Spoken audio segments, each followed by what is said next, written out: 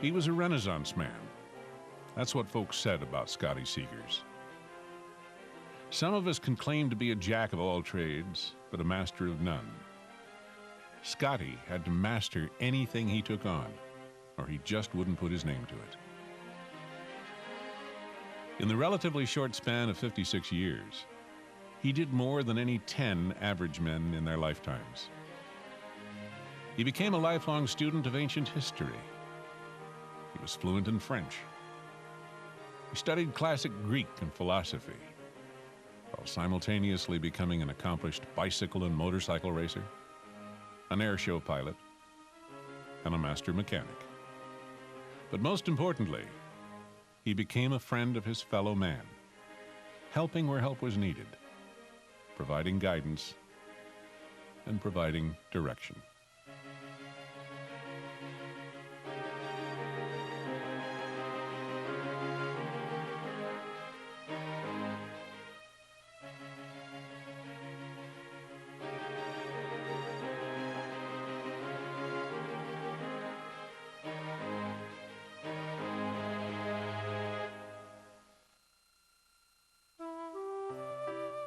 He was destined to be involved in transportation almost from birth.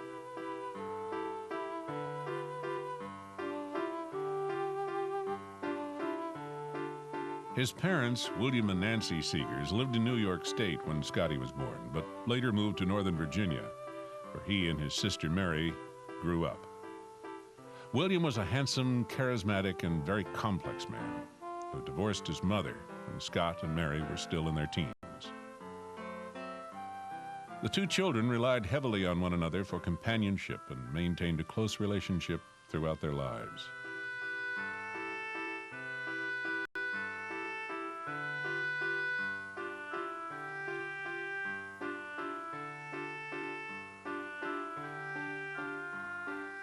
Scott had a love for animals and a passion for things mechanical.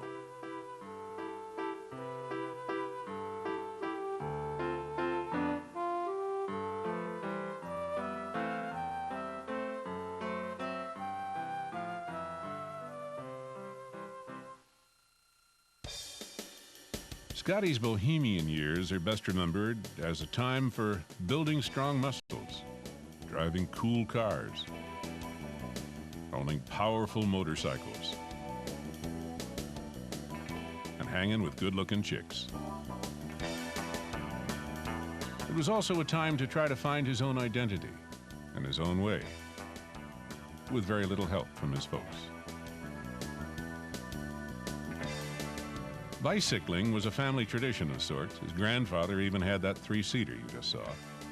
And in the 60s, Scott began racing bicycles in regional events.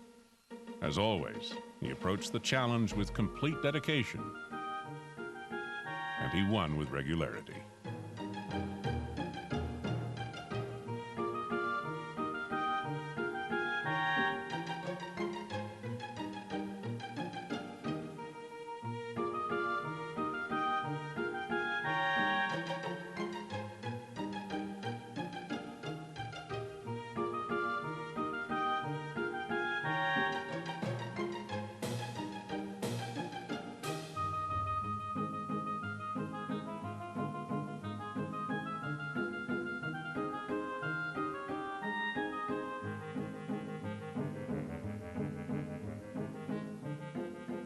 He also loved dirt bikes, a love that would last throughout his lifetime. Even when he was in his middle years, he continued to go out and play, often in the snow.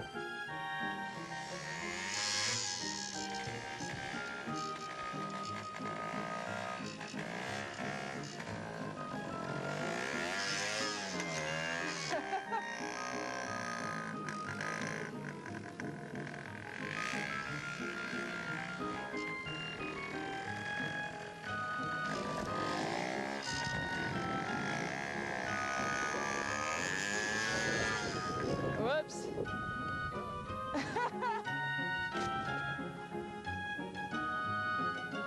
Scott wasn't the only one who got to play in the snow either. From time to time, Jan took her turn as well.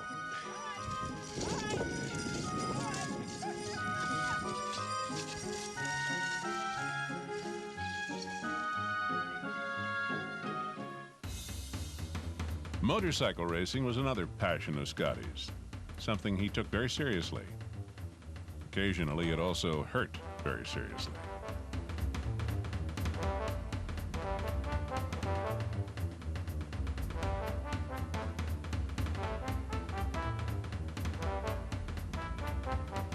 And his collection of antique motorcycles and antique automobiles continued throughout his lifetime.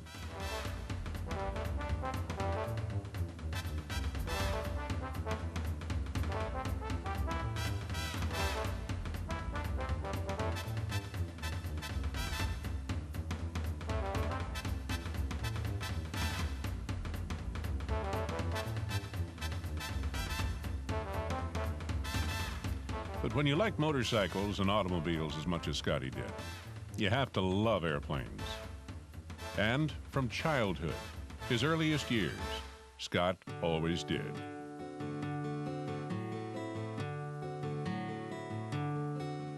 When he was a teenager, he soloed gliders and got his license.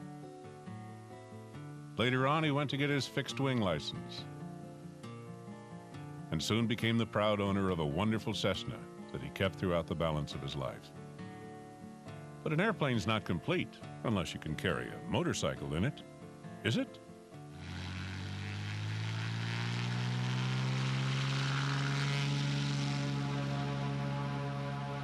And he carried motorcycles from rally to rally all around the country, arriving in a very unique style.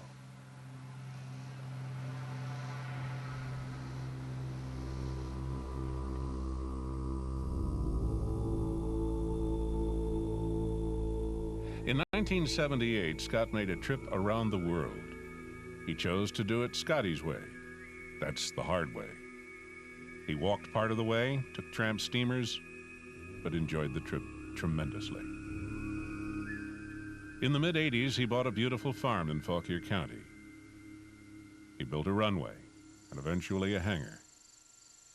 Summers on the farm were absolutely beautiful.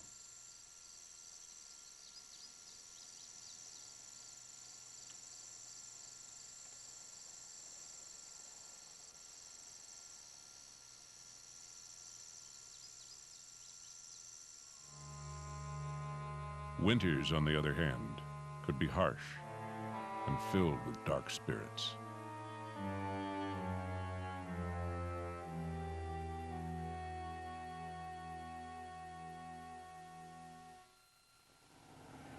Then one day came the new toy, an A-75N1 Boeing Stearman, his pride and joy.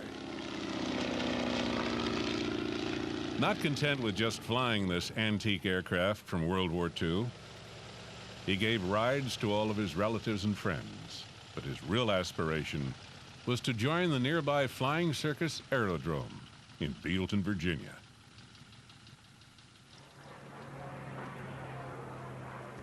After months of practicing and training, he eventually became competent enough to participate in the show and loved to come out with the other pilots, most of them professional aviators, to fly on Sundays during the summertime.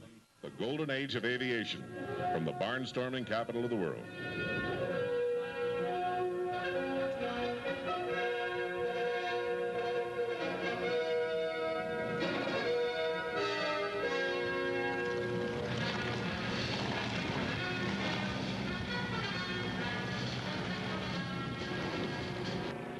There it is. And he does it very nicely, ladies and gentlemen. Scotty Seegers, good job. This is his second time to do this. The ribbon is descending from high to low. Target acquisition is a very good thing, and that's one of the two things that this drill teaches. Back he comes on a second pass. Let's see if he gets it. And he does, ladies and gentlemen. A score there by Scotty, 2 in a row. Now you'll notice that that target is descending all the time. Target acquisition is a good thing, but target fixation is a bad thing. Cadets would invariably try to chase that ribbon until it just got too low. Here goes Scotty after it one more time. Let's see if he gets it on this pass. He does, ladies and gentlemen, and there's still enough left for another pass, but there's no way on earth that he can go after that ribbon and be able to cut it before it descended into the street. Of course, every antique airplane needs a house to live in, doesn't it? And the Stearman was no exception. So, Scotty and Jan put themselves to the task and built a beautiful new hangar on the farm. Scott reveled in flying his Stearman to rallies and traveling all around the country, giving rides and sharing the joys of open cockpit flying. He also had a passion for antique firearms. Here he explains, as only Scotty can, how to load a black powder rifle. You put it like that, you give it a smack like that, drive it down there, then you take your ramrod and you watch your overhead, because you could sometimes get it involved with the building, and you grab, you don't ever take the ramrod all the way up here, because you can break it and actually stick it through your arm doing that. Notice that the hammer's back and there's no cap on there, because you can also skewer yourself if you discharge the gun and you've got the ramrod in there. And you can feel the thing sit on the ball. You give it an extra little whack, and then we're ready to cap again. We put the hearing protectors on, and we utter the magic words, which is namely hot range. I saw that. I saw that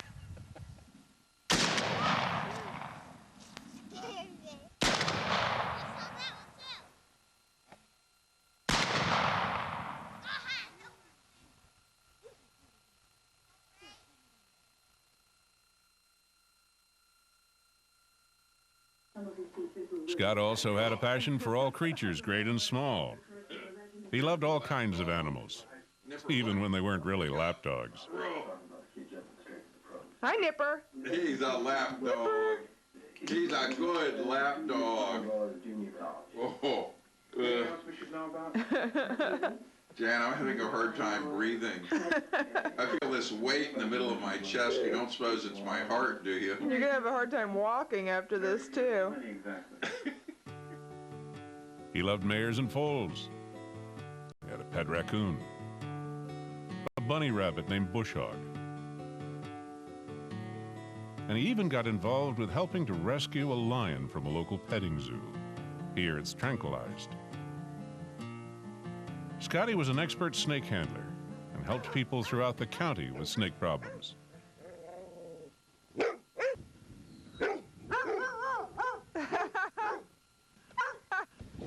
Ooh, he doesn't like you.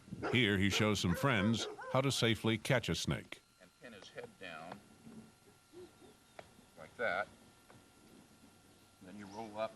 Whoops, he's sliding out. Yep, but you get him like this. And as long as you've got your thumb and forefinger behind, and now he's doing his Poop thing again. Wrap around and poop on Scotty's arm.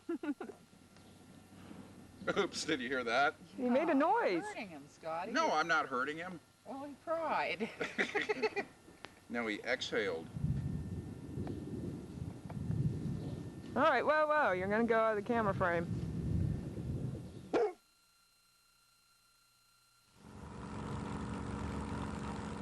Tangier Island in the middle of the Chesapeake Bay was a favorite getaway for Scott and Jan. They could leave the farm behind and grab a few hours together in an environment that took Scott back to his wonderful years of growing up with Mary by the seashore.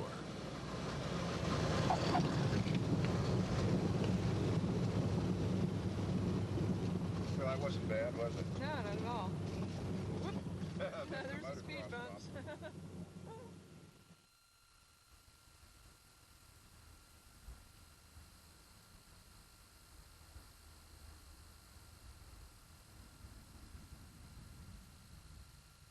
Tangier Island was also a place where he could reflect. Socrates' excerpts from Plato's Apology were his favorites. I will never cease from seeking wisdom or from exhorting you and pointing out the truth to any of you whom I may chance to meet. I shall question and cross-examine and test. This I shall do to everyone whom I meet, young or old. for I have no other business but to go about persuading you all. You may listen or not, but I shall not change my ways.